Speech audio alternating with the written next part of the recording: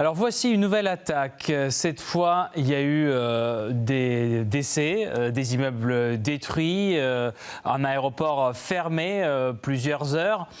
Mais tout ça après une attaque très récente, une semaine à peine, qui a visé des raffineries, etc., avec des drones également. Alors Kiev en fabrique en quantité illimitée donc.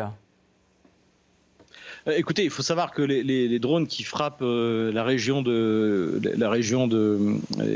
frontalières de la Russie et même qui montent jusqu'à Moscou, ce ne sont pas des technologies extrêmement compliquées.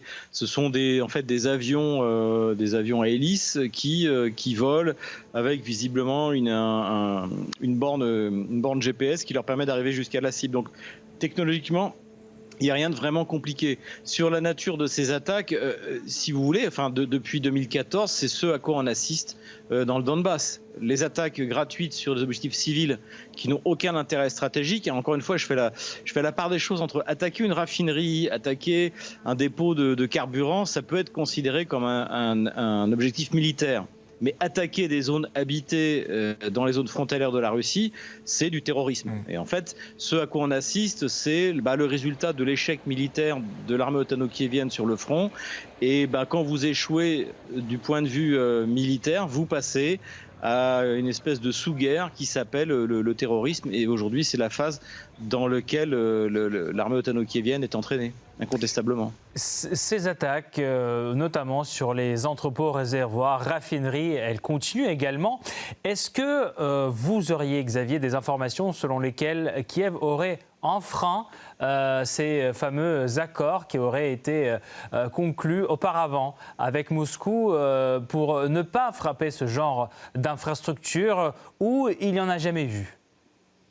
Après, il y a des bruits qui courent effectivement que la Turquie était en train de négocier entre Kiev et Moscou un accord comme quoi on ne frapperait pas les centrales nucléaires et en échange de quoi on frapperait pas également on va dire le flux commercial en mer Noire. Et il y avait des choses comme ça qui étaient en train d'être négociées.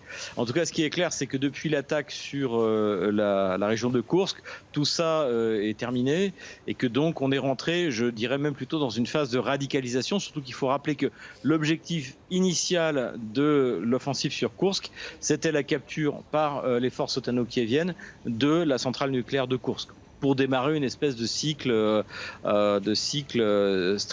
stratégique nouveau, en fait, qui aurait poussé la Russie évidemment à des extrémités, puisque c'est une chose de faire la guerre en race campagne ou en ville, c'est une autre chose de la faire sur une centrale nucléaire.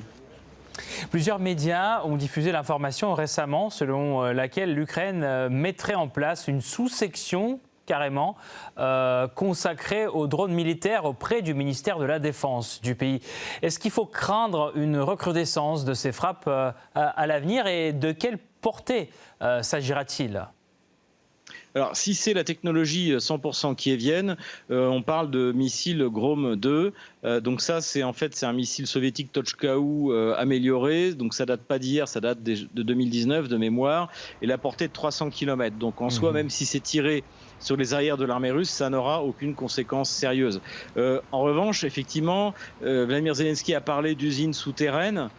Mais il faut bien se rendre compte que du point de vue technologique, l'armée ukrainienne, c'est une armée du tiers-monde. Donc elle n'a pas les moyens de produire des missiles qui puissent frapper rapidement et précisément sur l'arrière des troupes russes.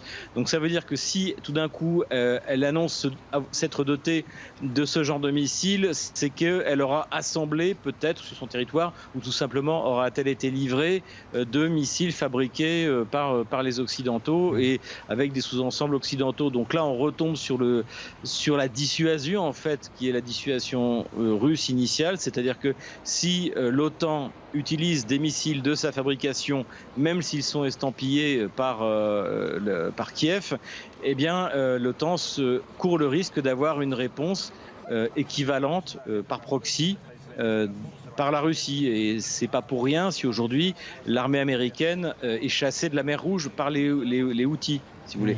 C'est-à-dire qu'en fait, il faut bien se rendre compte que l'Ukraine n'est pas en guerre contre la Russie. Washington est en guerre contre la Russie et l'Ukraine est un proxy utilisé par Washington contre la Russie.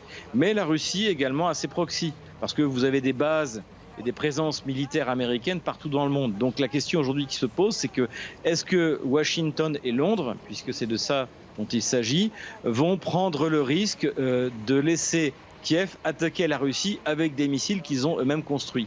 Donc le mythe de Kiev qui va construire des missiles dans des souterrains cachés qui vont permettre de frapper Moscou, tout ça, bien sûr, n'existe pas. La réalité concrètement, c'est est-ce que Londres, encore une fois, et Washington vont exploser leurs bases qui sont réparties dans le monde entier, en mer Rouge, en Irak encore, ou en Syrie. Est-ce que Londres et Washington sont prêts à exposer leurs bases à des bombardements par proxy interposés, comme eux-mêmes bombardent la Russie par le proxy kievien? La question, elle est là, en fait.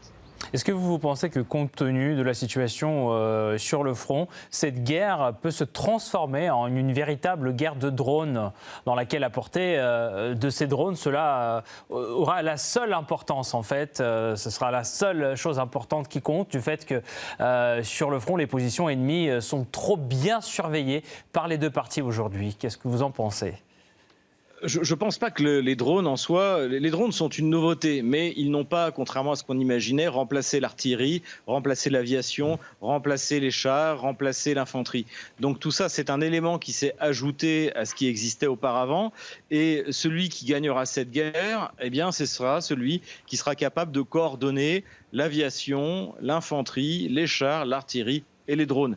C'est un élément supplémentaire, mais on le voit bien sur le front aujourd'hui, où la Russie avance sur le front de l'Est principalement, que finalement, il n'y a pas, si vous voulez, il n'y a pas d'arme miracle. Les drones ne sont pas une arme miracle et ce n'est pas eux qui décideront de la guerre, de la victoire, je veux dire. Ce qui décidera de la victoire, c'est l'utilisation intelligente de tous les moyens, anciens et nouveaux, mis à la disposition de l'OTAN d'un côté et de la Russie de l'autre. Xavier Moreau, est-ce que vous pensez que l'issue des débats cette nuit aux États-Unis entre Kamala Harris et Donald Trump nous donnera un signal approximatif de la fin de ce conflit, du début possible des négociations et de la tendance que cette campagne présidentielle prendra aux États-Unis? Écoutez, le débat en soi ne décidera de rien. Ce qui décidera, c'est l'élection de novembre. Si, d'ailleurs, c'est une élection juste, si elle n'est pas truquée, ce qui aux États-Unis si on regarde ce qui s'est passé il y a 4 ans, peut laisser perplexe. Et de toute manière, il faut voir ça du côté russe. Du côté russe, on n'attend pas de miracle de l'arrivée de Trump ou de Kamala Harris. On sait très bien que ce qui fera que la Russie l'emportera, c'est pas un changement de gouvernement à Washington et encore moins en Europe, c'est une victoire sur le terrain de l'armée russe. Et c'est ça qui est important.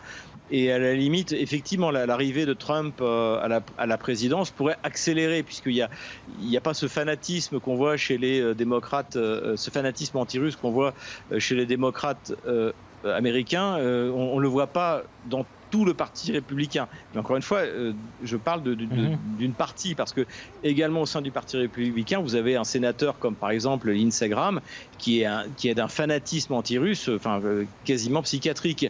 Donc encore une fois, je pense que l'approche russe est la bonne, c'est-à-dire on ne compte pas sur le résultat des élections américaines pour savoir qui va gagner la guerre en Ukraine.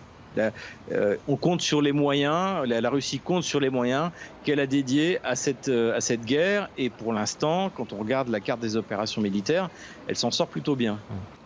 Merci beaucoup Xavier Moreau pour votre opinion, pour votre analyse. Merci à vous. Je rappelle, vous êtes directeur de Stratpol, en direct avec nous ce soir depuis Moscou. Merci encore.